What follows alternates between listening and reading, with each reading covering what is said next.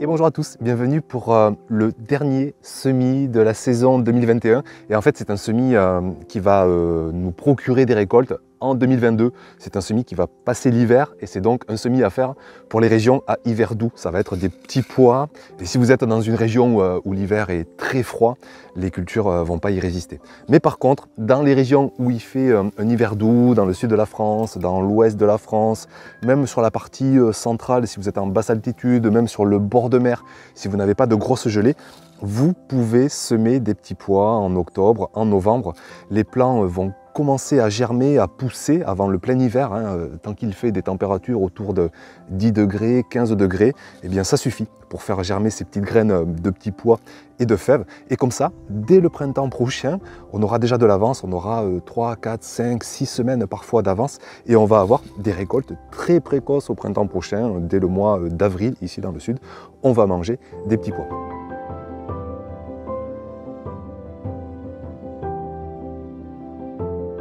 Je dépaille parce que c'est beaucoup plus facile pour semer et puis ça évite aussi que les ravageurs me mangent tout, notamment les limaces, parce que j'ai pas envie de me faire manger le semis, donc je dépaille bien comme il faut.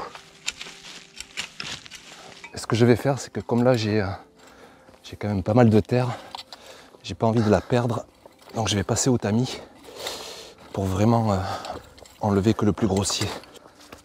Hop. Donc je vais passer le reste de mon paillage là-dedans pour garder la terre, la bonne terre sur la parcelle. Je préfère vraiment avoir un beau sol, bien propre. Cette saison, en plus, il fait pas chaud, il n'y a pas de contraintes de température, il n'y a pas d'agression du soleil.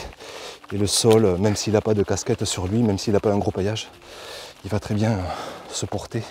Et tout ça, là il y a des apports de matière organique, du broyat, foin, paille. Et tout ça, je le mets pour l'instant dans les allées. Là, on a une terre, c'est une dinguerie, là. Magnifique. Donc pour l'instant, on va enlever les feuilles. Je l'étale. Oh, qu'est-ce qu'elle est belle. Là, il y a des années de décomposition de paillage. Ça fait plaisir. Bon, ce que je vais faire, je vais prendre la grelinette et je vais faire mon exploration annuelle. Je vais aller voir comment ça se passe là-dessous. Bon, je vais marcher un peu dessus, c'est qu'une fois par an.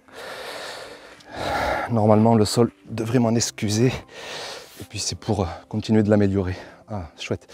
Je vais prendre ma petite caméra, je vous montre en détail.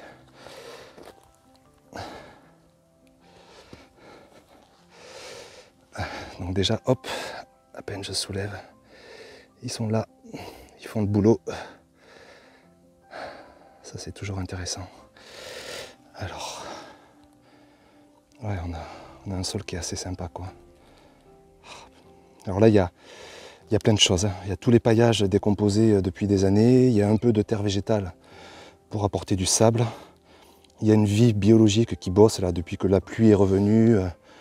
Tout ça, ça se mélange. Oh, ça, c'est chouette, quoi. Ça, c'est chouette. Donc voilà, quoi. Il y a le temps. Ça, c'est... Ah ben, voilà mon sol de départ.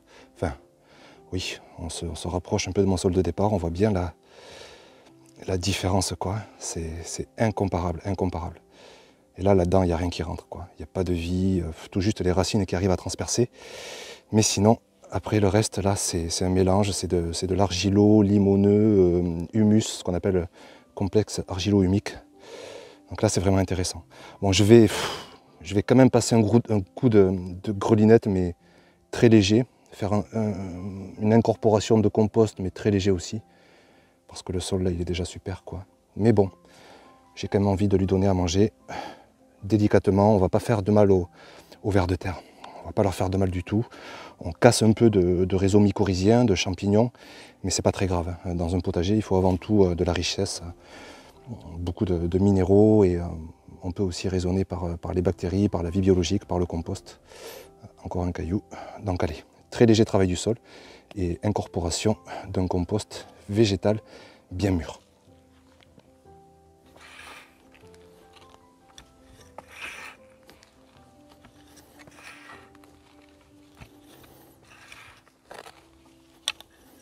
En fait, je suis en train de me dire que j'aurais pu passer la grelinette sans marcher en fait sur le sol. Je suis un peu débile sur ce coup. En travaillant sur la largeur, j'ai pas à marcher sur la parcelle et c'est que mieux en fait. C'est que mieux. Des fois, on manque de jugeote. Donc là, j'ai un peu aéré mon sol et je vais chercher le compost végétal bien mûr. Ouais, une brouette quasiment sur 3 mètres carrés. Ouais, même pas 2-3 mètres carrés pour alléger tout ça. Donc toujours éliminer les morceaux plus grossiers de bois, sans quoi j'ai peur que quand même ça manque d'azote. Alors les petits pois c'est des légumineuses, hein, ça a quasiment aucun besoin en azote, quand même un petit peu hein, au départ de la culture, pour germer, pour grandir sur les premiers jours. Mais ça a besoin de très peu d'azote, mais quand même, j'évite qu'il y ait tout ça dans mon sol, sinon ça va être vraiment... Voilà quoi, la vie du sol va devoir puiser dans les ressources en azote pour décomposer le bois, donc je préfère le laisser de côté et garder la partie la plus mûre du compost. Celle-ci, toute fine, toute belle. Ouais, la partie grossière comme d'habitude, je la mets de côté et ça me fera du paillage en fait, là aussi pour la saison prochaine. Bon, c'est un peu de temps tout ça, il faut, comme tout le temps hein, d'ailleurs, il faut faire des choix dans sa vie pour trouver un peu de temps pour s'occuper de son potager, mais c'est pas non plus, c'est quoi, c'est là pour tamiser, pour avoir la brouette, c'est 5 minutes quoi, allez 10 minutes maximum. Bon ben, on est capable de passer des heures devant les écrans, on doit bien être capable de passer 5-10 minutes à prendre soin de son sol pour une année.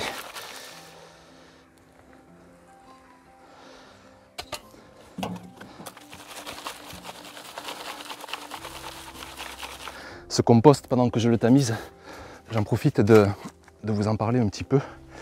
C'est un compost végétal donc, qui est issu de broyats, de haies, de branchages, d'arbustes, de tontes, de feuilles, tous les résidus végétaux qui peuvent traîner partout. Et c'est pas que avec ça que vous allez faire pousser des cultures. Et pour l'anecdote, c'est que j'ai un copain dans un village voisin qui a voulu jardiner que dans le compost végétal. Et absolument rien n'a poussé, pour 2 raisons.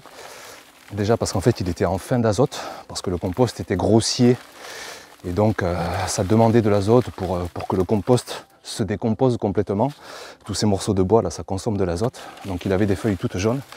Et puis deuxièmement, il n'y a pas de terre là-dedans, il n'y a pas de rétention d'eau, c'est très poreux, ça sèche extrêmement vite, et dans le sud, si vous arrosez, 1 heure après c'est sec. Donc c'est pour ça qu'on ne peut pas jardiner que dans du compost. Mais par contre, l'avantage, c'est que ça va vraiment alléger des sols.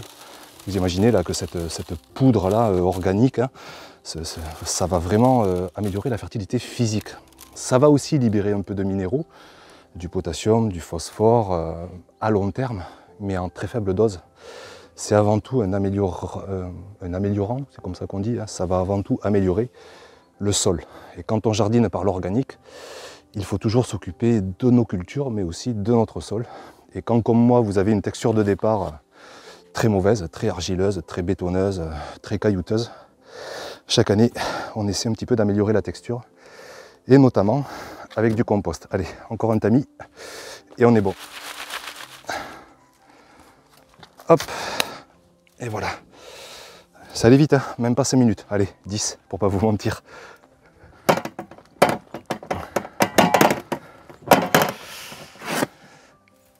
Allez, fertilité physique, on améliore tout ça.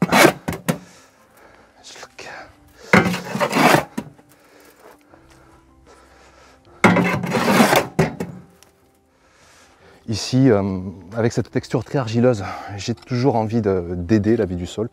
Donc je le fais un peu mécaniquement aussi. Vous pouvez le faire au râteau en mélangeant, vous pouvez le faire au croc, vous pouvez le faire à la grelinette, vous pouvez le faire au motoculteur, mais là ça commence à être une solution assez radicale. Même à la motobinette, vous allez, c'est vrai, très mélanger, très oxygéner les premiers centimètres du sol, mais vous risquez de faire un peu de dégâts sur la vie du sol que je vois là s'éclater sous mes yeux. Donc ici je préfère rester sur des outils manuels. Là je vais faire simplement au râteau pour mélanger délicatement les 10 premiers centimètres de sol.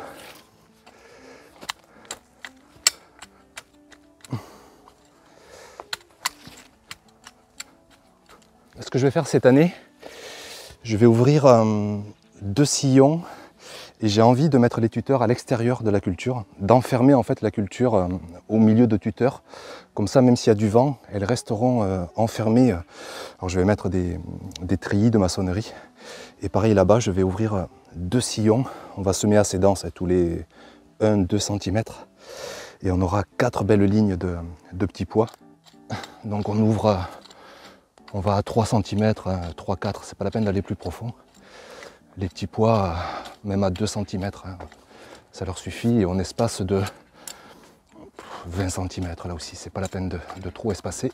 Bon, ce qui est bien aussi d'oxygéner avec du compost végétal, c'est que pour passer l'hiver, on n'a pas trop de risque d'asphyxie, de trop d'humidité, quoi. Là on a des petits pois qui vont bien se plaire en souterrain, quoi, dans la terre. On va pas avoir quelque chose de trop lourd, de trop tassé, de trop humide. Par contre, en été, ça peut être un inconvénient. À l'inverse, on peut avoir un sol trop sec du coup, donc c'est là que c'est important de pailler pour trouver le bon équilibre. Donc c'est une variété naine, à pois lisses. On voit bien que les grains sont lisses, douce Provence.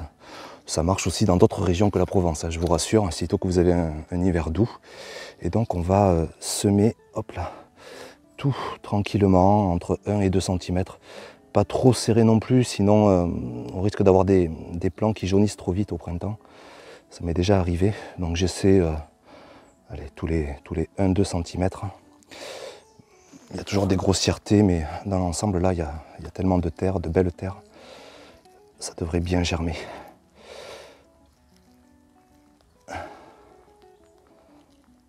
Ah, ça faisait un petit moment là que j'avais pas semé, ça fait plaisir. C'est toujours pareil, c'est génial parce que je vous montre.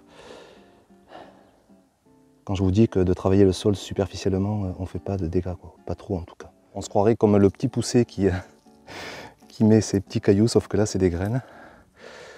Et sauf que là, bon, normalement je n'ai pas de risque de me perdre entre le potager et la maison. Je devrais retrouver mon chemin. Les années passent, mais bon, pour l'instant ça va. La mémoire tient le coup.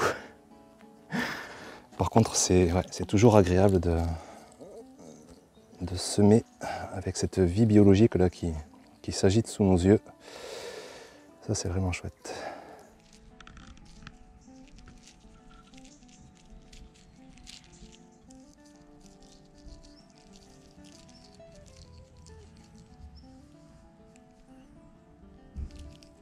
Allez, les dernières, et puis on va refermer les sillons.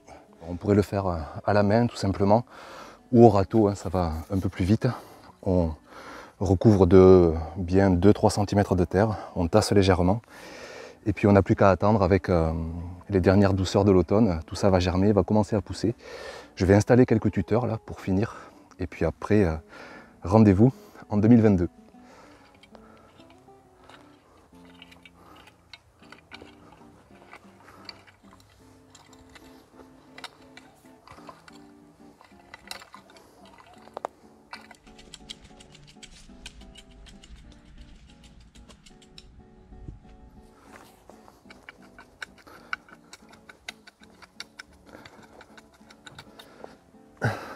Alors pour les tuteurs, je vais prendre des cannes de Provence. C'est pas très lourd comme culture, donc c'est plus fragile que du bambou, mais ça va suffire.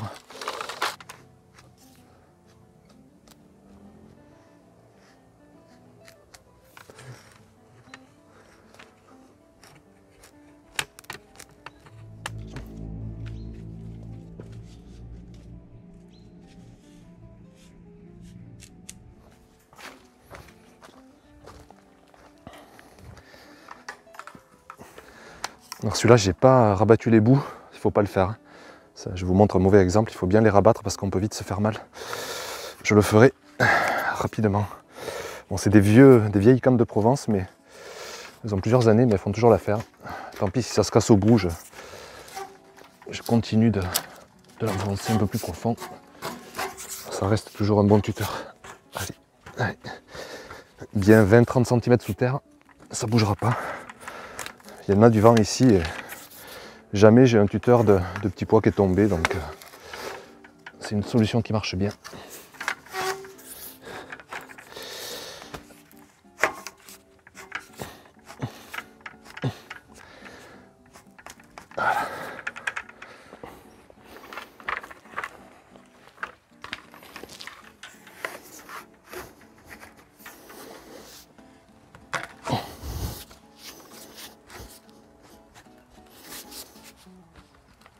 Donc là, j'ai encadré ma future culture de petits pois. Et si tout se passe bien, d'ici quelques mois, au mois d'avril, au mois de mai, c'est une variété naine, donc elle va monter à entre 1 mètre et 1 mètre 50. Et si tout se passe bien, tout ça, ça va être envahi de petits pois. Et on va se régaler. Bon, on va croiser les doigts, il faut que ça traverse l'hiver. Il faut que ça se passe bien, mais il n'y a pas de raison. Donc on se retrouve en 2022 pour la récolte. À bientôt.